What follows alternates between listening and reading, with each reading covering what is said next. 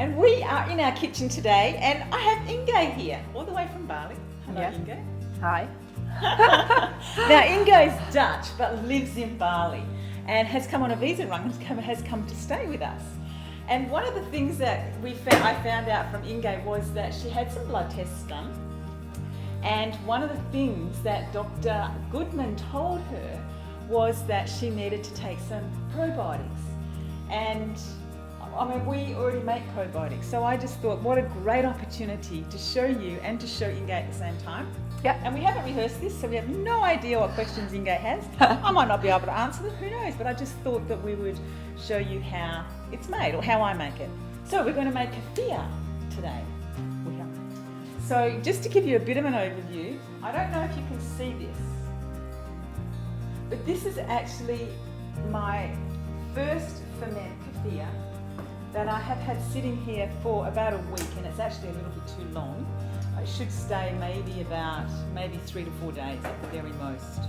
So as you can see, these are the grains down the bottom, which I'll show you really closely. And then you'll see that the top actually looks quite gunky. I don't know if you can see that with the camera, but there's a lemon in there, an apricot, and an egg, because I've been away so much, I wanted to feed my grains up. So Dai, why is it actually a bit too long in there? Why is it best to have it only 3 to 4 days and not a week? Because the grains, I call them grains, but they're actually not. But it's sort of like a natural bacteria.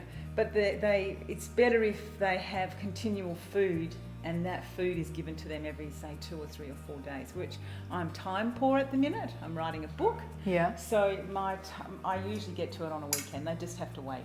So it's all about this part at the bottom there. Yes. Yeah, it's what you're referring to. It's taking care of these grains, so that this culture at the yes, bottom. At the culture. So I'm just showing you the grains. Now I'm using a wooden spoon specifically. Don't put metal or anything artificial into your kefir water. I've used rainwater, so use spring water. I'm using organic sugar. I'm using organic apricots, which I'm going to show you how to use in a minute. Yeah. But that's actually the grains. And is it jelly or what Yeah, is it's it? sort of like a gel. Yeah. And the bigger and the plumper they are, of course, the healthier they are. So how often do you have to change this culture, or will this last? Oh, this will grow. These will keep growing. The more you feed, the more you grow. So then the more you can give away, or the more drink you can make. Got it. So there's about 1.5 cups of culture in there. Yeah. You would put about 1 cup of sugar to that. That's about the measurements. And then, as you can see, what have I got there? I've probably got 2 litres of water in that 1.5 cups. Okay. So that's roughly, and I pretty much throw in taste, see how it goes, type of cook, if you can call me a cook. Yeah. So,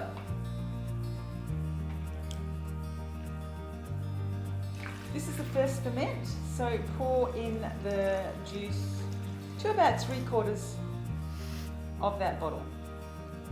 Because the second quarter, the last quarter, we're going to be making up with some fresh juice. So do that for all your bottles. I usually use 6 or 7 per batch, because Rob and I, between the two of us, will eat that over 4 or 5 days, drink that 4 or 5 days.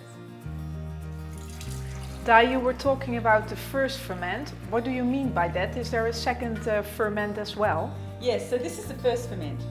So what I mean the by liquid. that, yes, the liquid is the first ferment. And I'm going to show you, because this is the first part that you have to do to create, a drink, because you need to get out what has been fermenting for the last week or 2 or 3 days. So we've emptied the first ferment out, and as you can see, all we've got really left is the little gel balls, if you want to call them balls. Now, this is quite clean, this jar, as much as it might look a bit gobbly to you. I actually don't clean it out every single time. Okay. About every second or third time, I wipe that out, and so that it's super clean. But it's like everything, even a fish bowl or anything, we want to preserve as much bacteria as we can, but without being, disruptive to it. Yeah. So that can just go straight back in. Here you go. There you go. And of course, no, we actually don't need all that little bits and pieces, because that's part of apricot, part Ah, of yeah, the I can egg. see. Yeah, Yeah, you yeah, can yeah. sort of see that. That's why that's why it's good to use the sieve. Yes. Got it. Yeah. So we've got a new batch of kefir ready to be made for next week. So what we do, put in some lemon, a big piece of lemon straight in, and organic apricot straight in. And then, as I said, I'm not a measuring, but we have about a cup and a half of grains. Yeah, yeah. Yeah? Sugar. No, we've got a cup and a half of kefir grains. And then I'm going to put about a cup and a half of sugar in there. So it's a 1-to-1 ratio. That's It's just about what, a 1-to-1 ratio, yes. Yeah. So I don't need to put my eggshell in. It's just an eggshell. Wasn't the egg open It's up. not though. Yeah, which you asked me off when we weren't recording. So that's pretty much ready, and then I'll put my water in there, so then I can set that aside, and it's done. So now that's finished. I will pour a little bit more water in, and I will clean that around the edge. But for the purpose of the video, I just sit this on my bench over here, and then I cover it with a clean towel. I love it, Di. It's easy, simple, and fun because it's in your kitchen. Yeah. It's homemade. Yeah. I'm going to do this at home. So that's the first part of it. So now the second part is we need to fill those up. Aha. For the second ferment. That's the part where the second ferment Yes. comes in. Okay. Yeah. Second ferment. Yeah. Because we already filled these up to 3/4. With the first ferment. With the first ferment. Yeah. So now what we're going to do is, where is my thermomix? It's right here. So what we're going to do is, I've already cut some ginger up. Mhm. And it's nice fresh ginger. And I love how you just cut it up. It's like, look at this. Don't be complicated. Just I'm not complicated. no, it's No. like make it easy, quick. We have more to do, but we want to be healthy. Yeah. So pears are in season. Bananas are always pretty much in season in Western Australia. I love bananas. So yep.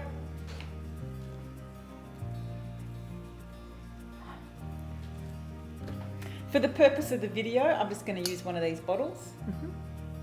I use what I have from my first ferment in there. Then I'm going to vitamise that up. So we put it in a Thermomix, turn it on. You out there who have kids, my son always likes to help me once I put something in my mixer. So this part would be excellent involving your kids. So that's great. Yeah. My kids are growing up. Yeah. Now this may be too thick to go in. Mm-hmm. So, and my guess is it probably will be. It looks like a smoothie indeed. Yeah, but I'm going to put some more kefir in there.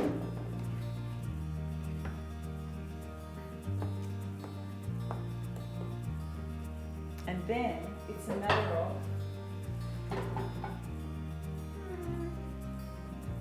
I don't need that, but I need this.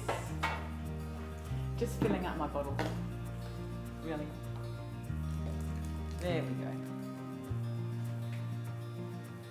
That's a big chunk of fruit that's sitting in there.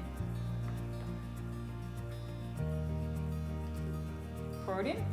Leave a little bit of air at the top because it will get gassy. You tasted it, right? It's fizzy. Yeah, it So is. we've got to allow for the gas. Yeah. So don't fill up the whole bottle. So don't fill up the whole bottle because you need to what's called burp it. Okay.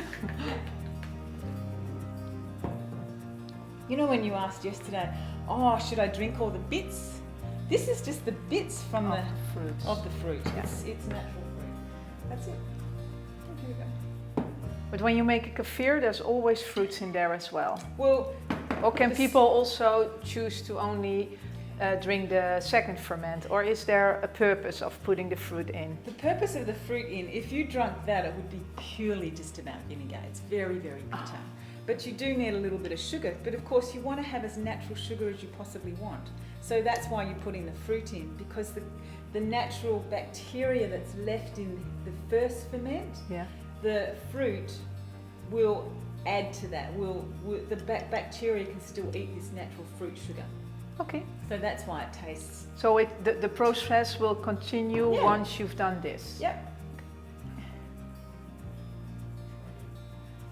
So we've got 5 out. They're all different shapes and sizes. Does it matter? No, not at all. They're all going to ferment at their own level. I just make sure that my jars are now nice and clean because I don't want anything sticky on the bottom. Oh.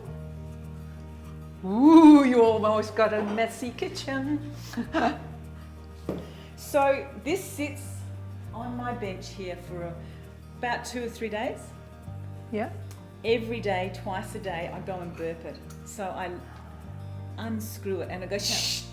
And it doesn't matter, you also do this in summer. Like for me, I Yes. live in Bali, it's always like above 30 degrees and I always worry about things going bad because of the temperature, but doesn't matter for this. My guess in Bali, you only need to sit it out for 1 day. Aha, so the temperature is of... Is yes. And as for that, it's probably going to get super, super hungry after a week. I find that in my summer, you get super hungry. But in the winter, I can let it go easily for a week. Ah. So you should have a try of this. I just did a little bit, because this is after the second ferment. So you're drinking that and I'm still drinking my green smoothie. Cheers. You see how it's a little bit lumpy? I actually like that, but if you want it to be a smoother drink, of course, just vitamize it a little bit more. Yeah, makes sense. Or maybe even put it through the sieve. It doesn't matter. I like the lumps in it. Yeah. It's nice, hey? It's fizzy. I love it. And thanks for showing me how to make a natural probiotic. Pleasure. Yeah. Cheers. Cheers. Oh, Oh, hear this, yeah, but you should have got it on. Have a champagne. There you go. That's what happens when you Cheers. Cheers, Ingo.